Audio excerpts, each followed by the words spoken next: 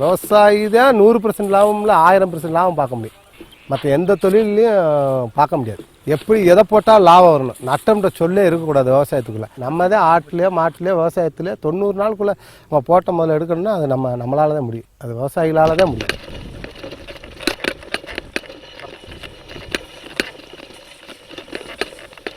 தஞ்சாவூரில் ஒரு விவசாயிக்கு ஏற்படுற அனுபவங்கிறது கன்னியாகுமரியில் இருக்க ஒரு விவசாயிக்கு எந்த வகையிலையாவது பயன் தர முடியுமா? காஞ்சிபுரத்தில் ஒரு விவசாயி பயன்படுத்துகிற ஒரு மாடல் அப்படிங்கிறது திருமங்கலத்துக்கு பக்கத்தில் இருக்கக்கூடிய ஒரு விவசாயிக்கு ஏதாவது ஒரு வகையில் பயன் தர முடியுமா? இது மாதிரியான மாடல்களோட அணிவகுப்பு தான் பயிர் தொழில் பழகு.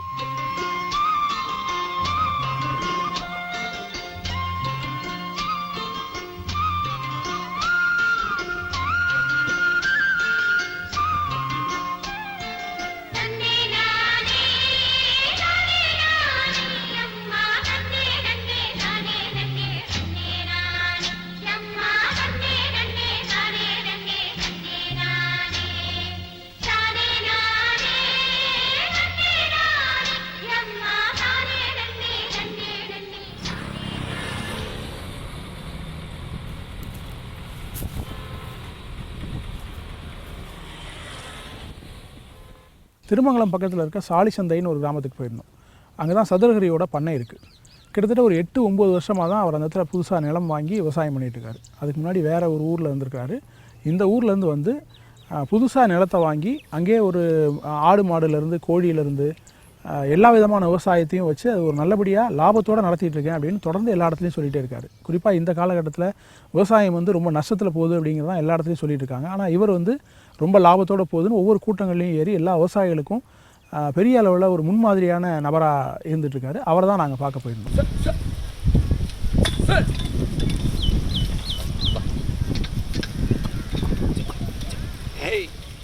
நாங்கள் 2006 இந்த தோட்டம் வாங்கினோம். தோட்டம் வாங்கி நாங்கள் கெமிக்கல் விவசாயம் தான் பார்த்துக்கிட்டு இருந்தோம். நாங்கள் இயற்கை விவசாயத்துக்கு மாறணும்னு சொல்லி ஒரு ஆசை வந்துச்சு. இயற்கை விவசாயம் தான் இப்போ பண்ணிக்கிட்டு இருக்கோம்.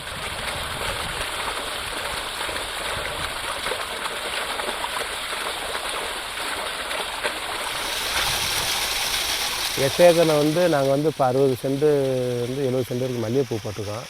மாங்கன்று வச்சுருக்கோம், வாழை வச்சுருக்கோம், சப்போட்டா, எலுமிச்சை, கொய்யா போன்ற பணப்பயிர்கள் போட்டிருக்கோம். கத்திரி இப்போ நடவுக்கு இப்போ வேலை நடந்துக்கிட்டு இருக்குது. நாங்கள் தோட்டக்கால் பயிர் தான் அதிகமாக பண்ணுறது. விவசாயம் அக்ரியை விட நாங்கள் தோட்டக்கால் ஹார்டிகல்ச்சர் தான் நிறையா பண்ணிக்கிட்டு இருக்கோம். இந்த 70 சென்ட்டில் நல்லா உழுதுட்டு 10 டிராக்டர் சாணி அடிச்சிருக்கோம். அடிச்சுட்டு அதை ரொட்டேவேட்ரு போட்டு எடுத்துகிட்டு பாத்தியில் வந்து அமைச்சிக்கிட்டு முதல் நாளே தண்ணியை பாய்ச்சிட்டோம். தண்ணியை பாய்ச்சிட்டு மறுநாள் இந்த ஈரத்தில் கொண்டு வந்து கண்டை நட்டோம். இப்போ இந்த மல்லிகைப்பூ செடி வந்து ராமேஸ்வரம் தங்கச்சி மரத்தில் போய் வாங்கிட்டு வந்தோம். 1700 கொத்து அதில் கொத்துக்கள் இருக்குது. இதில் கண்டை நட்டுட்டு 4க்கு 4 வரிசை போட்டு நட்டுருக்கோம். குத்துக்கு 3 செடி 2 செடின்னு நட்டுருக்கோம். இப்போ வச்ச 6 மாதம்தான் இருக்குது. இதில் ஊடு பயிராக ஏற்கனவே வந்து நிலக்கடலை போட்டு எடுத்துட்டோம். இப்போ வந்து 5 கிலோலேருந்து 7 கிலோ வரைக்கும் இப்போ மல்லிகைப்பூ வருது. அது மாதம் சராசரியாக ஒரு 30,000 ரூபாய்க்கு வந்துக்கிட்டு இருக்குது. காலையில் 6 மணிக்கு வந்து மல்லிகைப்பூ பறிக்கிறோம். 9 மணிக்குள்ள மல்லிகைப்பூ பறிக்கி மார்க்கெட்டுக்கு போயிடும். மார்க்கெட்லேயே நம்ம பூ நல்லா பெரிய பூவாக தான் இருக்குது. அவங்க கடைக்காரர்களே வந்து உங்கள் பூ தான் பெருசாக இருக்குது அப்படின்னு சொல்கிற அளவுக்கு நல்ல பூவாக இருக்குது. மார்க்கெட்டில் மற்ற பூங்களோட எங்கள் பூ 50 ரூபா கூட போகுது. பங்குனி சித்திரையில் வந்து விலை கம்மியாக போகும். ஆனால் அப்படின்னாலும் செண்டு கம்பெனி 70 ரூபா 80 ரூபாய்க்கு வாங்குறதுனால விவசாயிகளுக்கு ஒன்றும் நட்டம் வராது. நமக்கு முகூர்த்த நாளில் வந்து 600 ரூபா வரைக்கும் அதிகபட்சமாக நம்ம பூ 600 ரூபா போயிருக்கு. இன்னும் வந்து கார்த்திகை மார்கழி தை வரைக்கும் நீ பூ நல்லா அதிகமான விலைக்கு 1000 ரூபா வரைக்கும் போகும்னு எதிர்பார்க்குறோம். எப்படியா இருந்தாலும் ஆவரேஜாக எங்களுக்கு வந்து இந்த ஒரு வருஷத்துக்குள்ளே 30 35 ரூபா வரைக்கும் போகும். அடுத்த வருஷம் வந்து எங்களுக்கு ஆவரேஜாக வந்து 60 ரூபா 70 ரூபாய்க்கு 60,000 70,000த்துக்கு பூ போகும்னு நினைக்கிறோம். லாபம்ன்றது எல்லாமே லாபம் தான். இதில் வந்து மாதம் எங்களுக்கு ஆவரேஜாக வந்து இது 20 வருஷத்துக்கு இந்த பூச்செடி இருக்கும். ஒரு தடவை தான் நட்டுருக்கோம். 20 வருஷத்துக்கு இருக்கும். இதில் வந்து எங்களுக்கு அதிகமாக செலவுன்றது ஒன்றும் இல்லை. ஏன்னா களை எடுக்கிறவங்க எல்லாமே பண்ணை வேலை அங்கே தோட்டத்து பண்ணை வேலையும் பார்த்துக்குருவாங்க, மற்ற களை எடுப்பு எல்லாமே பார்த்துக்குறாங்க. அதனால் வந்து ஆவரேஜ் சம்பளம் தான் அவங்களுக்கு. அதனால் எங்களுக்கு வந்து இதில் வந்து தனியாக இதுக்குன்னு ஒரு பெரிய செலவு எதுவும் இல்லை. நாங்கள் பஞ்சாபியாக நுண்ணூட்டச்சத்து இதுகளை தான் அடிச்சுக்கிறோம். நாங்கள் அமுத கரைசல் மாதத்துக்கு ஒரு தடவை விடுவோம். பஞ்சாபியாக மேலே தெளிச்சுக்கிறோம், பூச்சி வரட்டு. அதனால் எங்களுக்கு வந்து செலவுன்றது இல்லை. இந்த கிணறு 95 அடி நீளம் இருக்குது, ஆழம். இது வந்து எங்களுக்கு வந்து 5 ஹெச்பி மோட்ரு ஏற்கனவே ஆல்ரெடி ஓடிக்கிட்டு இருக்கு. அது அப்பப்போ கரண்ட்டு இருக்காது, பிரச்சனை வரும்ன்றதுக்காக நாங்கள் சோலார் மாட்டியிருக்கோம். ஏன்னா மாடு இருக்கிறதுனால திடீர்னு விவசாயத்துக்கு கூட ஒரு நாள் முன்ன பின்ன தண்ணி விட்டுக்கலாம். ஆடு மாடுகளுக்கு தண்ணி அப்பப்போ கொடுக்கணுன்றதுக்காகத்தான் நாங்கள் மெயினாக அந்த சோலார் மாட்டியிருக்கோம்.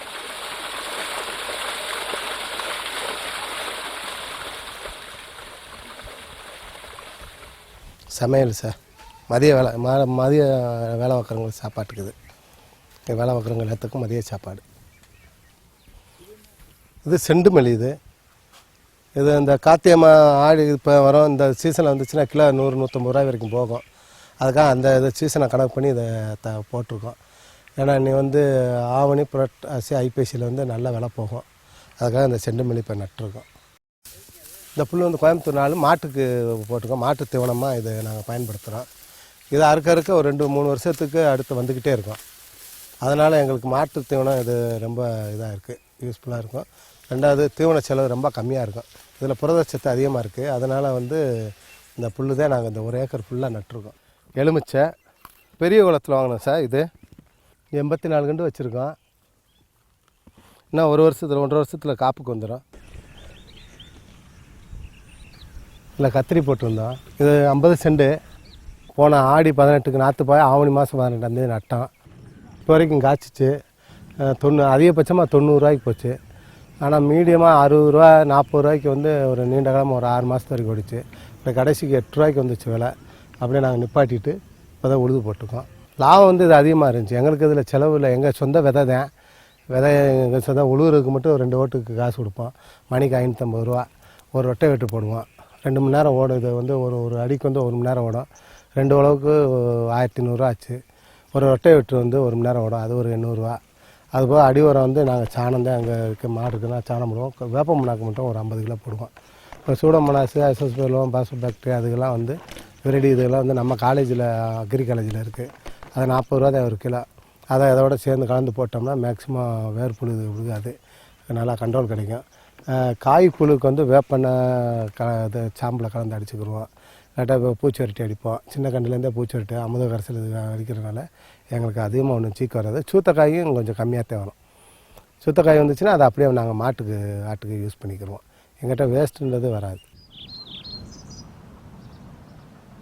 எங்கள் கத்திரிக்காய் வந்து நாட்டு கத்திரிக்காய்னால 1 வருஷத்துக்கு இது வந்து காய்க்கும்.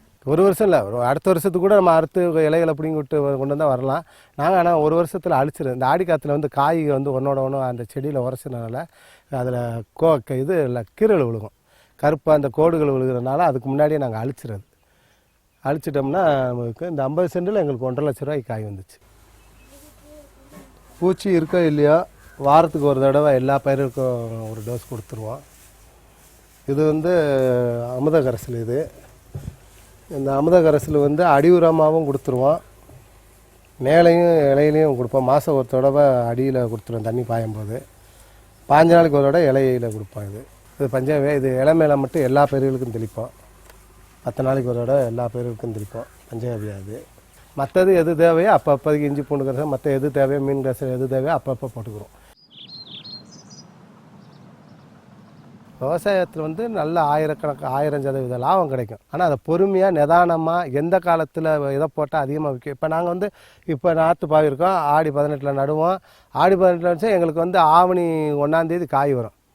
ஆவணிலேருந்து தை மாதம் வரைக்கும் கல்யாண முகூர்த்தங்களுக்கு இந்த சாமியாருக்கு போகிறவங்க வரவங்க சைவ காலங்கள்.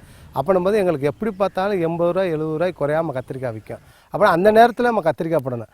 நீங்கள் வந்து பங்குனி சித்திரையில் அந்த சீசன் ஜூன் மாதத்தில் காய் வரும் பார்த்தீங்கன்னா 8 ரூபா 7 ரூபாய்க்கு தான் வரும்.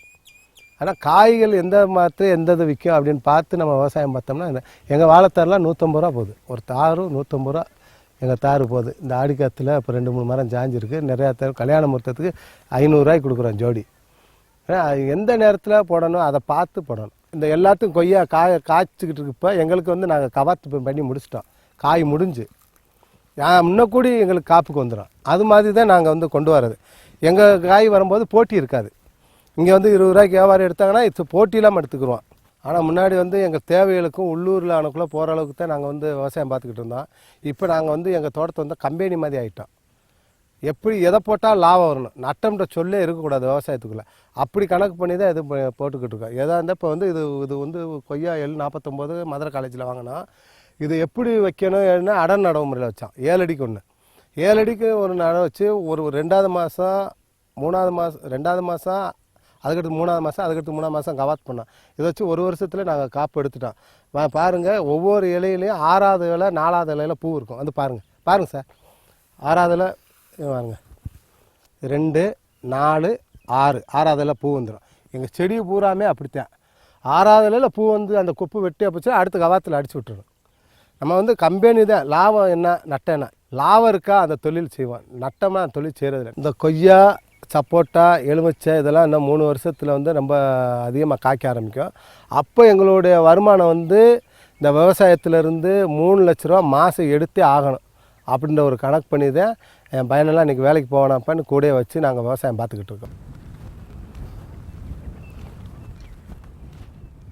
Fixed deposit agricultural, current account agricultural, SP account agricultural, ATM agricultural, 4 agriculture ஒரே எல்லாம் பண்ணுறோம். சின்ன கேசவன் சொல்லக்கூடிய ஒரு விவசாயியை பார்த்தோம். வழக்கமாக விவசாயம் அப்படிங்கிறது வந்து நம்ம வந்து ஒன்று ஏதாவது பயிர்களை போட்டு ஒரு 6 மாதம் 1 வருஷத்தில் எடுத்து லாபம் பார்க்குற மாதிரியான தொழிலாக பார்ப்போம். சில இடங்களில் வந்து மரம் மாதிரியான மரத்தை அறுத்து அதை ஒரு 10 வருஷத்தில் 8 வருஷத்தில் வந்து லாபம் பார்க்குற மாதிரி இருக்கும்.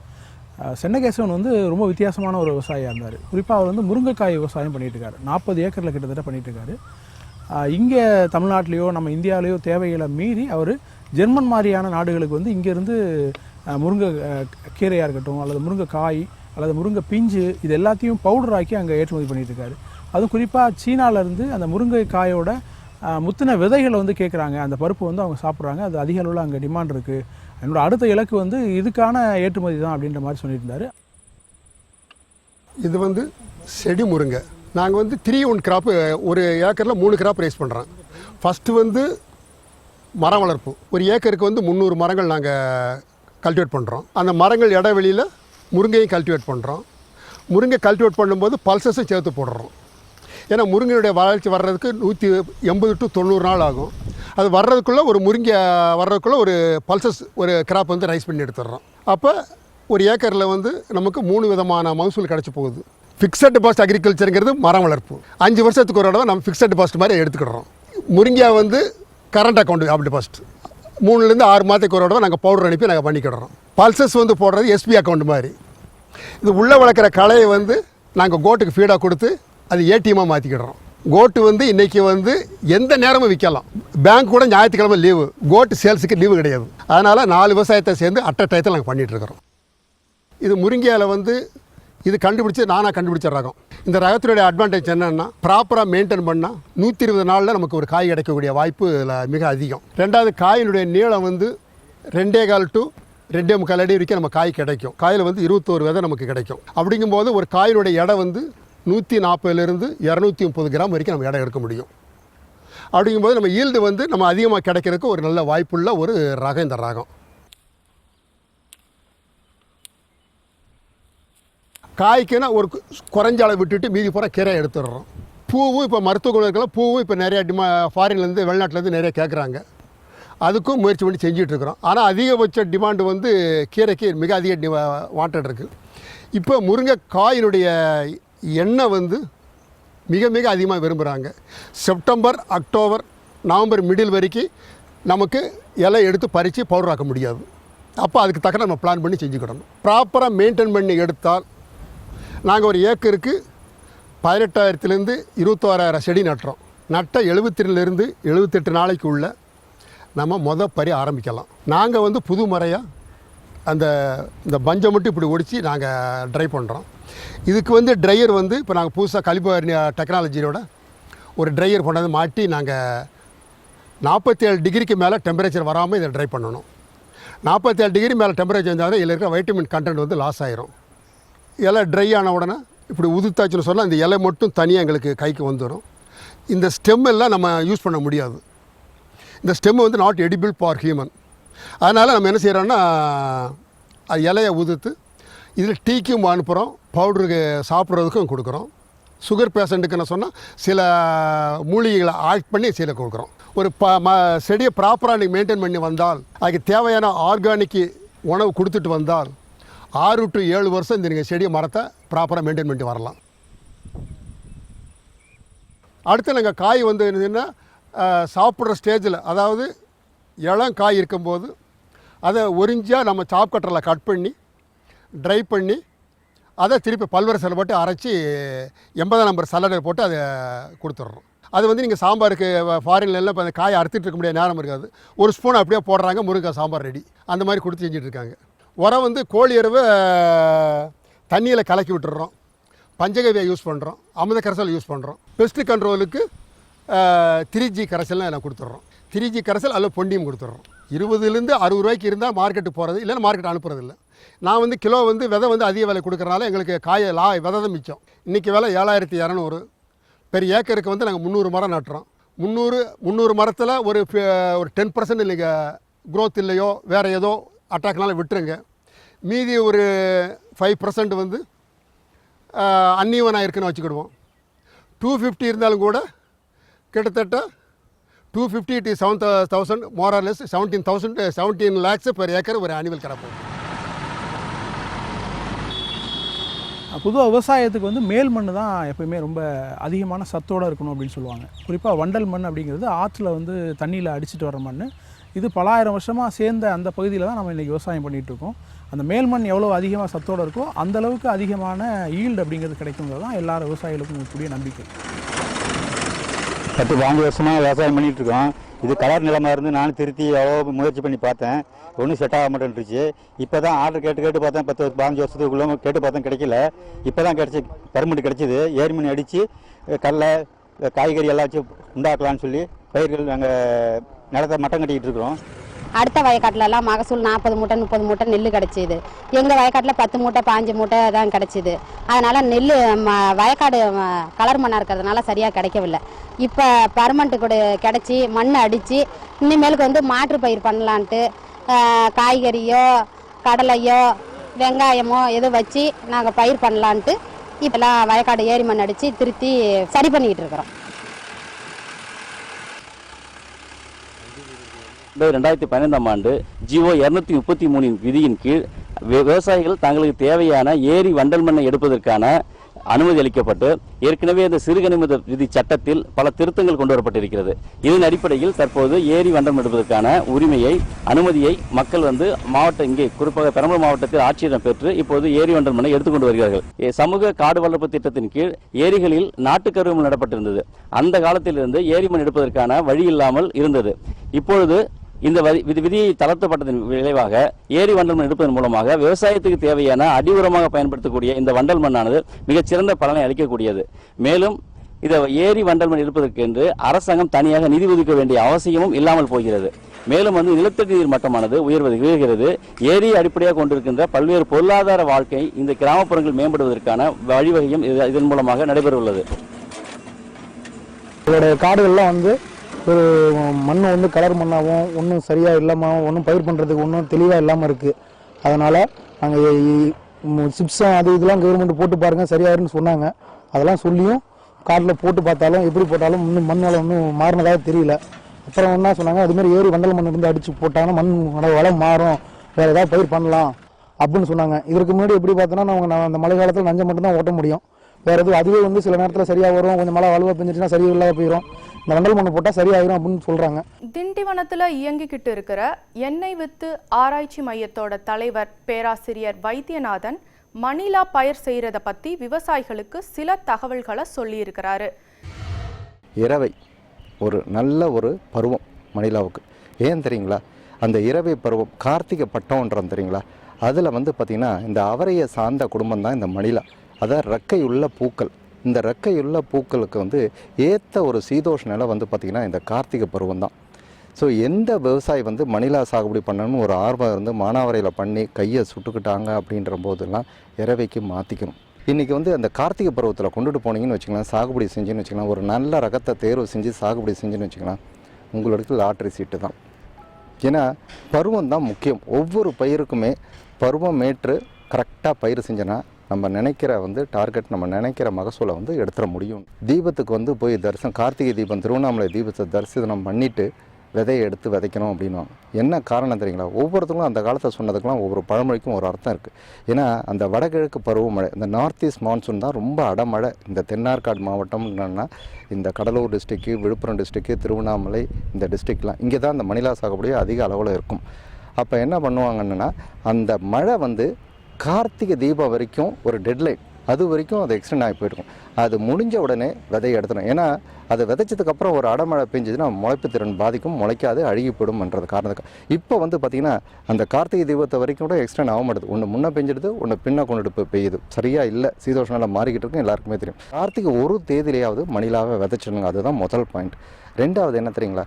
நல்ல விதையை தேர்வு செய்யுங்க. ஒன்று நம்மளே விவசாயிகள் புரிஞ்சுக்கணும், நமக்கு எண்ணெய்க்காக வேணுமா, ரைட், ஒரு ரகத்தை எடுத்துங்க. இல்லை பர்பி செய்யணும், நம்ம விற்று எக்ஸ்போர்ட் பண்ணணும் அப்படின்றது ஒரு பெரிய கடலை பருப்புல ஒரு ரகத்தை தேர்வு செய்யணும். எந்த ரகத்துக்குன்னு ஒரு தீர்மானம் வாங்கிக்கணும். ஒரு சர்டிஃபைடு சீடு லேபிள் உள்ள ஒரு விதையை விதை பண்ணையிலோ அங்கீகாரம் பெற்ற விதை பண்ணையிலோ சர்டிஃபிகேஷன் பண்ணதில் நல்ல ரகங்களை, புதிய ரகங்கள், அதிக மகசூல் தரக்கூடிய ரகங்களை, அதுவும் குறிப்பாக கொத்து கடலை, அதை பஞ்ச் வெரைட்டின்னு சொல்லுவோம். 105 நாள் இருக்கிறத பார்க்கணும். மானாவாரிக்கு வேணால் கொடி ரகத்தை போகலாம், ஆனால் இறவைக்குன்னு சொல்லும்போது கொத்து கடலை தான் பெட்டருங்க. 105 நாளில் வந்து விளையிறது. இப்போ கோயம்புத்தூர் ரகங்கள் எடுத்திங்கன்னா கோ 7, கோ 6ங்க. இப்போ விருதாச்சலத்துலேருந்து எடுத்திங்கன்னா சமீபத்தில் வெளியிட்டிருக்காங்க விருதாச்சலம் 8ன்ற ஒரு ரகம். இங்கே திண்டிவனம் 13ன்ற ஒரு ரகம், பழைய ரகம் 7, அதுவும் நல்லா போய்கிட்டு இருக்கு. இந்த மாதிரி ரகங்களை தேர்வு செஞ்சு இதை விதைக்கணும். ரெண்டாவது, கரெக்டான விதை விதைக்கிறோமா? யூஸ்வலாக பார்த்திங்கன்னா எள்ளு, நெல் இதெல்லாம் பார்த்திங்கன்னா 95% வந்து ஜெர்மேட் ஆகிடுங்க.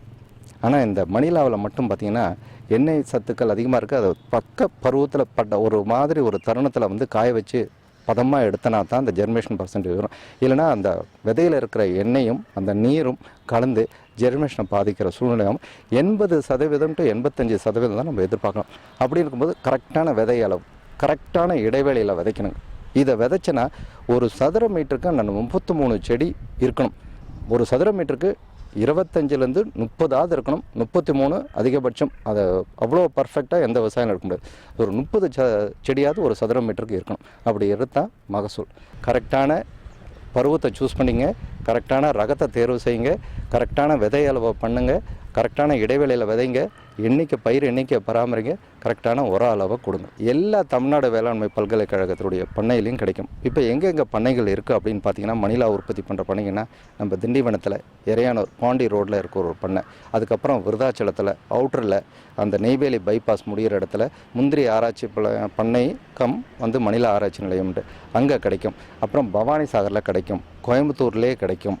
கோயம்புத்தூரில் கோ ரகங்கள், விருதாச்சலத்தில் விஆர்ஐன்ற விருதாச்சலம் ரகங்கள், திண்டிவனத்தில் டிஎம்இ என்ற திண்டிவன ரகங்கள் கிடைக்கும். திருநெல்வேலி மாவட்டம் பாளையங்கோட்டைக்கு பக்கத்தில் இருக்கிற ஓமநல்லூர் சூரியவனம் இயற்கை பண்ணையில் இயற்கை முறையில் கீரை காய்கறி சாகுபடி செய்ய நேரடி செயல்முறை பயிற்சி வழங்குறாங்க. இந்த பயிற்சியை இயற்கை விவசாயி பயிற்சியாளர் கே பாண்டியன் நடத்துகிறாரு. நாற்றாங்கால் தயாரிக்கிறது, நடவு முறை, இயற்கை உரம், பூச்சி விரட்டி தயாரிப்பு முறை இதெல்லாம் சொல்லித்தர போகிறாங்க. செப்டம்பர் 17, 18 ஆகிய தேதியில் நடக்க போகிற இந்த பயிற்சியில் கலந்துக்க தொடர்பு கொள்ள வேண்டிய அலைபேசி எண்கள் 7889797510 9790327890. கோயம்புத்தூரில் இருக்கிற தமிழ்நாடு வேளாண் பல்கலைக்கழகத்தில் தாவர திசு வளர்ப்பு பயிற்சி வழங்குறாங்க.